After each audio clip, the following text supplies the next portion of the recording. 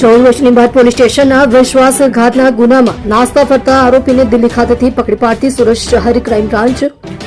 સુરત શહેરમાં નોંધાયેલ ગુનામાં વોન્ટેડ આરોપીઓને ઝડપી પાડવા સુરત શહેર ક્રાઇમ બ્રાન્ચની અલગ અલગ ટીમો ઉપરી અધિકારી શ્રીના માર્ગદર્શન હેઠળ આરોપીઓને પકડી પાડવા વર્કઆઉટમાં હતા. દરમિયાન જનરલ સ્કોડના પોલીસ માણસોને મળેલા આધારભૂત બાતમી હકીકતના આધારે ટેકનિકલ તથા હ્યુમન સોર્સિસના આધારે વર્કઆઉટ કરતા આરોપીઓનું લોકેશન દિલ્હી ખાતે આવતું હોય આરોપીને ટીમના માણસો દ્વારા દિલ્હીથી પકડી પાડી મજકૂર આરોપી રવિશંકર દ્વારા પ્રસાદ પડી ઉંમર વર્ષ 47 રહે રધવાપુતા પોસ્ટ લક્ષ્મણપુર થાના લીલાપુર તાલુકો લાલગંજ જિલ્લો પ્રતાપગઢ યુપીનાઓ નીચે મુજબના ગુનામાં વોન્ટેડ હોય તેમની વિરુદ્ધમાં કાયદેસરની કાર્યવાહી કરવામાં આવેલ છે. ઉપરોક્ત ગુનાઓના કામે હકીકત એવી રીતની છે કે આ કામના ફરિયાદી શ્રી નાઓને વર્ષ 2009ની સાલમાં આરોપીઓએ ભેગા મળી એકબીજાની મદદગારીથી રહેણાંક મકાન વેચાણથી આપવાનું કહી અવેજ પેટે ફરિયાદી પાસેથી ₹4,50,000 મેળવી મકાનનો બનાવટી કબજા સહિતનો દસ્તાવેજ બનાવી આપી ફરિયાદી સાથે છેતરપિંડી કરવા બાબતે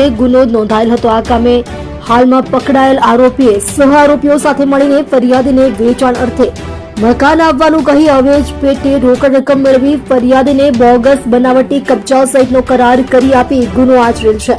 મજકૂર આરોપી પોતાની ધરપકડ ટાળવા પોતાના વતન યુપી ખાતે ચાલ્યા ગયેલ હતા, જેઓનું ટેકનિકલ તથા હ્યુમન સોર્સિસના આધારે દિલ્હી ખાતે લોકેશન આવતું હોય જે હકીકતના આધારે ક્રાઇમ બ્રાન્ચની ટીમને દિલ્હી ખાતે મોકલવામાં આવેલ હતો.